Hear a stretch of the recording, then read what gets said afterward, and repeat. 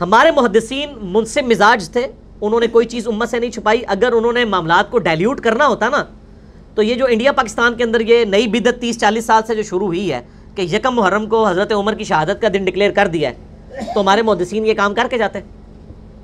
उन्होंने तो कोई ऐसी हरकत नहीं की। आप अहले सुन्नत की मेन 3 किताबें हैं सहाबा कराम के हालात के ऊपर, इनसे बड़ी कोई और किताबें नहीं। नंबर 1 अल इस्तियाब, इमाम इब्न अब्दुल बर अल मुतवफ़ा 463 हिजरी। नंबर 2 है उसुदुल गाबा, इमाम इब्न असीर रहिमहुल्लाह ताला अल मुतवफ़ा 630 हिजरी। 8000 सहाबा के हालात ज़िंदगी उसमें जमा किए उन्होंने। और इसी की शरह लिखी है इब्न हजर अस्कलानी अल मुतवफ़ा 852 हिजरी।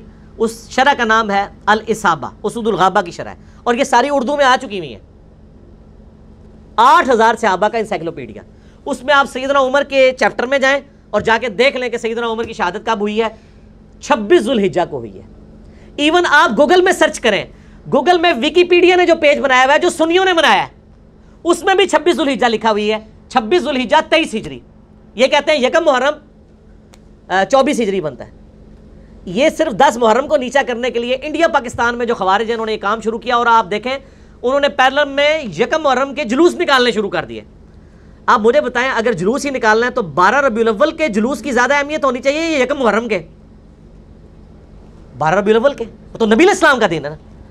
उसको तो वही खवारिज पार्टी जो है वो कहती है बिदत, और शिया के बुक्स के अंदर आकर यकम मुहर्रम को उन्होंने सुन्नत के तौर पर जारी कर दिया। मैं तो है ही जलसे जुलूसों के खिलाफ हूँ। मैं कहता हूँ कंट्रोल एनवायरनमेंट में सिर्फ प्रोग्राम होने चाहिए। ये सड़कें ब्लॉक करके लोगों को जलील करना और मुसाफिरों को, मरीज़ों को तंग करना, इस्लाम में इसकी कोई गुंजाइश नहीं, कतन कोई गुंजाइश नहीं। किसी किस्म का जलसा जुलूस नहीं होना चाहिए कि जिससे रोड्स ब्लॉक हों, लोग तंग हों। तो अहले सुन्नत के आइम्मा ने यानी ये हरकत नहीं की है। इवन एक रवायत थी, इसमें इब्न असीर ने नकल की थी उसुदुल गाबा में, कि सैयदना उमर को जब हम दफना कर फारिग हुए तो यकम मुहर्रम का चांद उस रात को निकला था। वो भी यकम मुहर्रम नहीं बनती।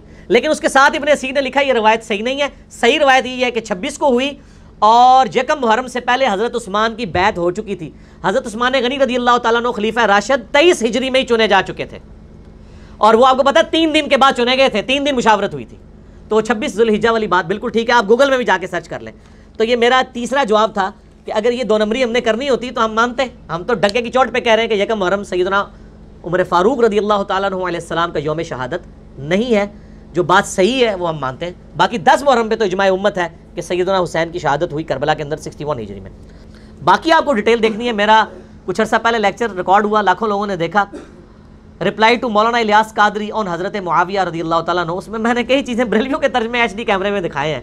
बुखारी मुस्लिम ने किस तरीके से आले उमैया के दौर में जो कुछ बुराइयां होती थी खोल के बयान की है। लिहाजा उनके बारे में आप तसव्वुर भी ना करें कि उन्होंने 10 मुहर्रम को डाइल्यूट करने के लिए कोई इस तरह की हदीसें घड़ी हैं। नाऊज़ु बिल्लाह मिन ज़ालिक।